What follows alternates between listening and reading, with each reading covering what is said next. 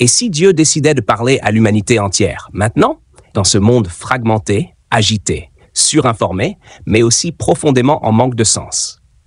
Et si, dans cette époque où les voix se multiplient mais où peu porte la sagesse, Dieu voulait faire entendre la sienne? Il ne s'agirait pas ici de parler à un peuple en particulier, à une nation élue ou à une communauté religieuse. Il s'agirait de parler à l'humanité dans son ensemble, à ceux du Nord comme du Sud, aux croyants comme aux sceptiques, aux jeunes en quête d'identité, aux sages en quête de vérité, aux opprimés et aux puissants, à toute l'humanité. Et dans cette hypothèse vertigineuse, une question se pose alors avec acuité. Qui Dieu choisirait-il comme porte-voix? Qui pourrait se tenir devant les hommes, non pas comme un maître parmi d'autres, mais comme celui qui incarne ou transmet véritablement la voix divine pour cette époque globale? 4 figures universelles émergent naturellement. 4 noms qui traversent les siècles et les civilisations, les textes sacrés et les imaginaires collectifs. Abraham, Moïse, Jésus, Muhammad. Ils sont les piliers de 3 des grandes religions monothéistes, les ancêtres, les messagers, les modèles. Chacun d'eux a un lien singulier avec le divin. Chacun d'eux a vécu une relation intime, souvent bouleversante, avec celui que les croyants appellent Dieu. Mais cette relation ne fut pas identique.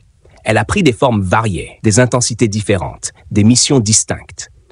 Et c'est en explorant la nature de cette relation que l'on peut peut-être entrevoir la réponse à notre question. Abraham d'abord. Il est le père des croyants, celui que Dieu appelait hors de sa terre, sans lui donner d'autres repères que la confiance. Abraham n'a pas reçu une loi écrite, il n'a pas dirigé une nation, il n'a pas fondé un culte codifié. Il a cru, il a obéi, il a marché, et Dieu l'aimait pour cela. Le Coran dit qu'il fut l'ami intime de Dieu, un titre rare, exceptionnel, l'ami de Dieu.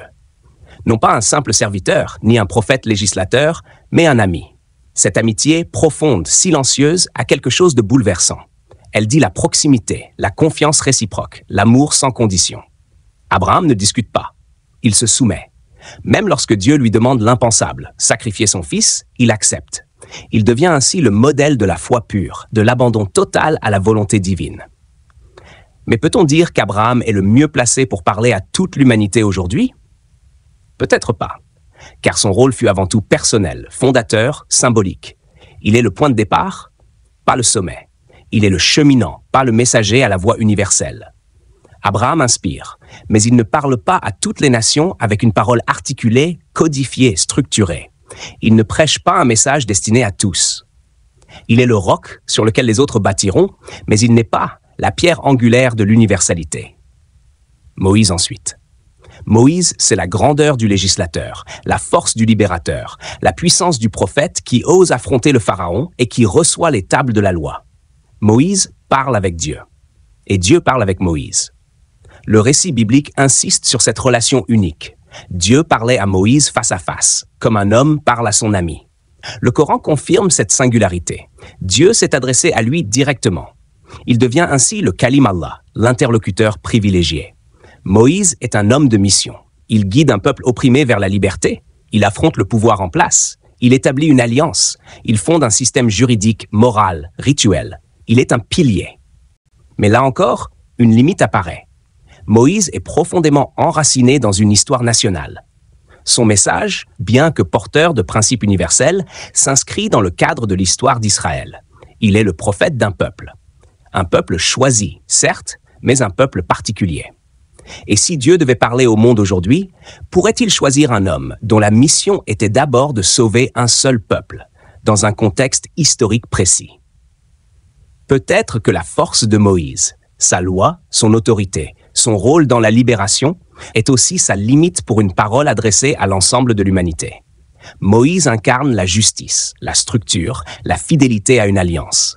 Mais cette alliance était, du moins à son époque, exclusive. Puis vient Jésus. Et là, quelque chose bascule. Jésus n'est pas seulement un prophète parmi d'autres. Il est désigné comme la parole de Dieu. Dans le christianisme, il est le Verbe fait chair. Il est Dieu manifesté dans l'homme. Il est la lumière venue dans le monde.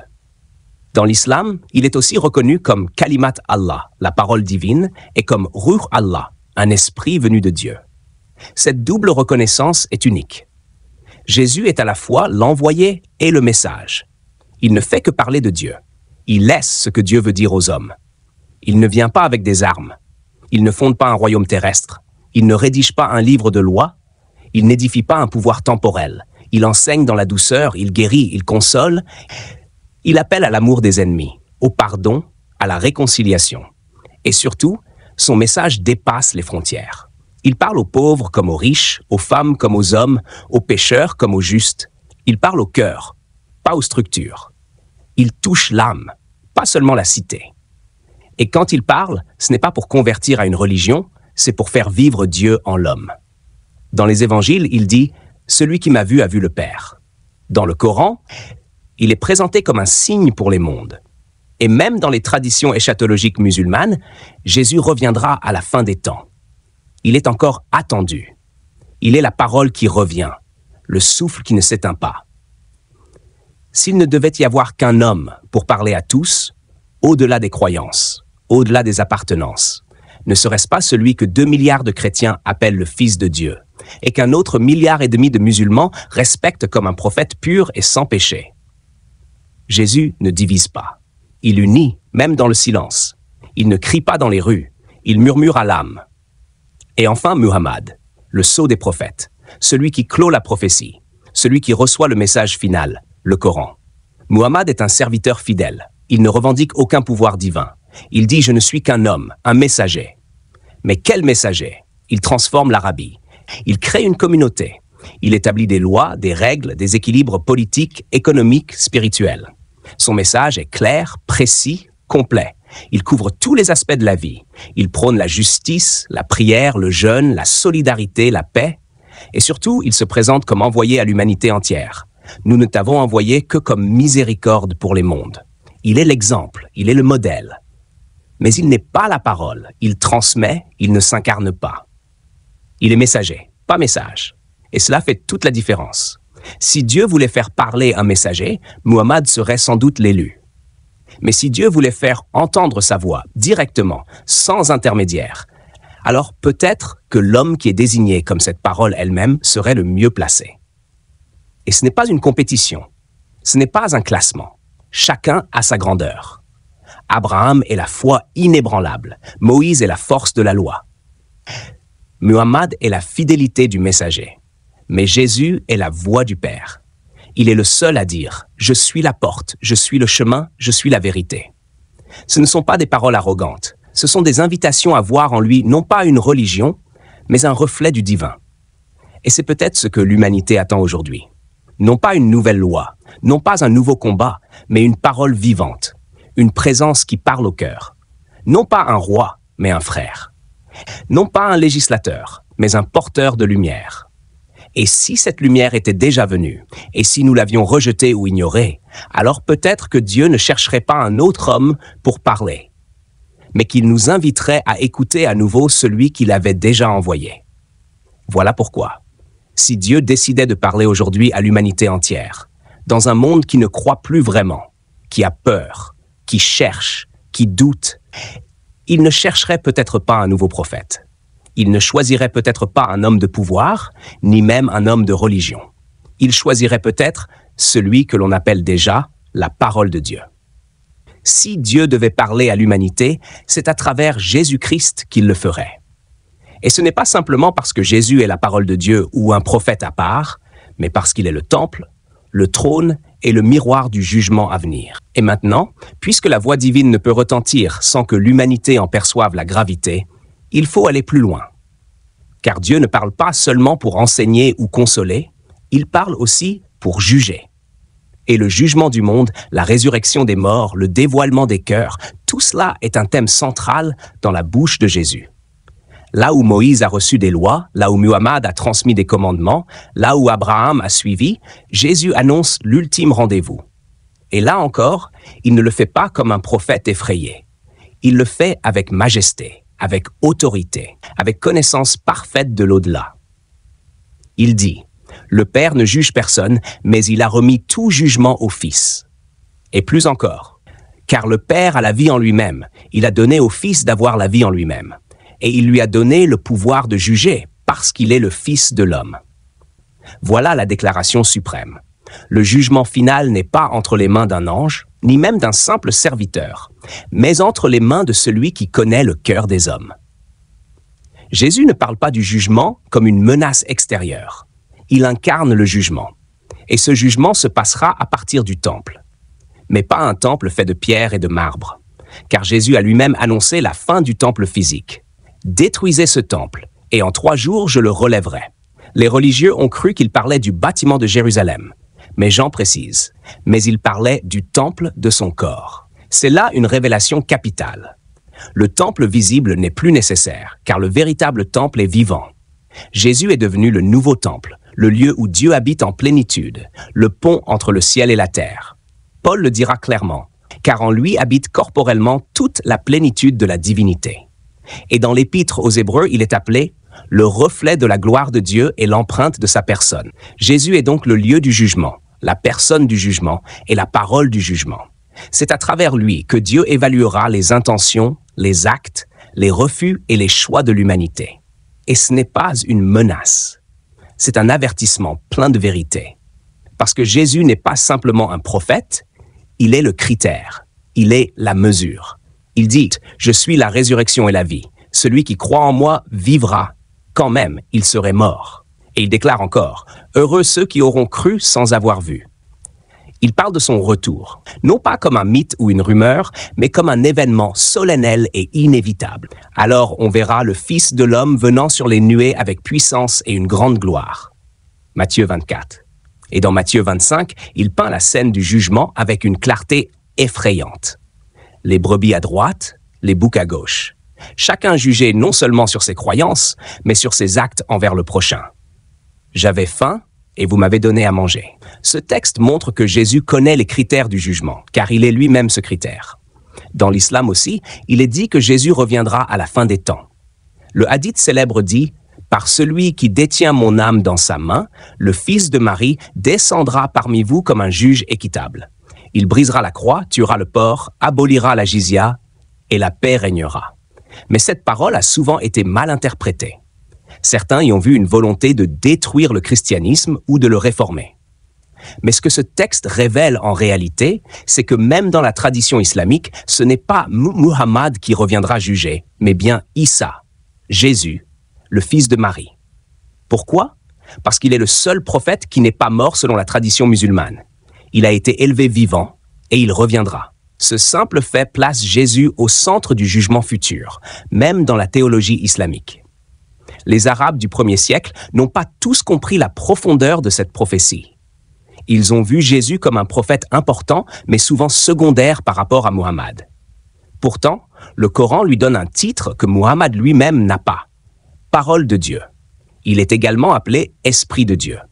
Et il est dit dans le Coran, « Il, Jésus, sera un signe pour l'heure. » N'en doutez point, un signe de l'heure, un juge équitable, le signe de la résurrection. Même si certains ont tenté de le réduire à une simple fonction religieuse ou juridique, les textes ne mentent pas. C'est lui que Dieu a réservé pour la dernière confrontation. Alors que faut-il en conclure? Si Dieu devait juger le monde, ce ne serait pas depuis un trône caché dans les cieux, ni à travers des anges lointains, ni même à travers un nouveau prophète. Il jugerait depuis le temple de son Fils, depuis le corps glorifié de Jésus, depuis la parole faite chair. Et c'est là un appel. Car ce Jésus, que certains croient connaître, que d'autres rejettent par réflexe ou par héritage, est en réalité la clé du destin de l'humanité. Il est celui qui a dit « Je ne suis pas venu pour condamner le monde, mais pour que le monde soit sauvé par moi. » Mais il ajoute aussi « Celui qui me rejette et ne reçoit pas mes paroles a son juge. La parole que j'ai prononcée, c'est elle qui le jugera au dernier jour. » Autrement dit, chacun doit se préparer. Ce n'est plus le temps des polémiques, des cloisonnements, des orgueils religieux. Le moment vient, et il est déjà là, où chaque homme, chaque femme, riche ou pauvre, religieux ou sceptique, croyant ou non, devra se tenir devant le temple vivant, devant Jésus, et rendre compte. Parce que Dieu a choisi non pas une religion, mais un homme pur, un homme juste, un homme crucifié mais vivant, un homme rejeté mais glorifié, un homme invisible mais tellement réel. Et cet homme, c'est Jésus-Christ, reflet parfait de la gloire de Dieu, miroir de l'invisible, porte vers l'éternité. Alors maintenant, que reste-t-il à dire? Sinon ceci. L'histoire humaine a connu des voix puissantes, des sages innombrables, des prophètes courageux, des maîtres éclairés.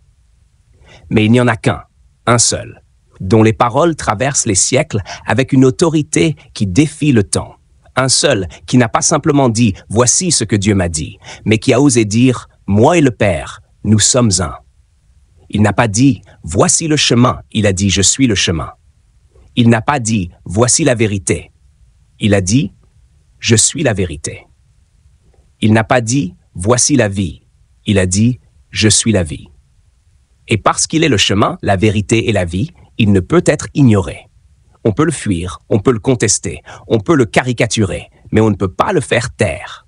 Car la voix de Dieu passe par lui, pas comme une religion, pas comme un drapeau, mais comme un cœur battant, un temple vivant, un juge silencieux mais juste.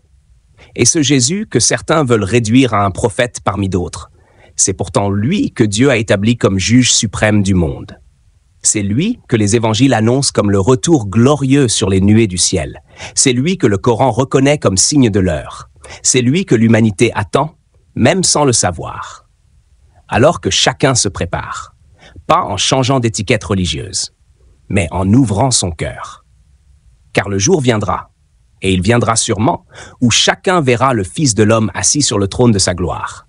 Et ce jour-là, ce ne seront ni les discours, ni les justifications, ni les traditions qui compteront. Ce sera une seule question. Qu'as-tu fait de ma parole? Et cette parole, ce n'était pas un livre, ce n'était pas un système, c'était un homme, un regard, un souffle, un reflet.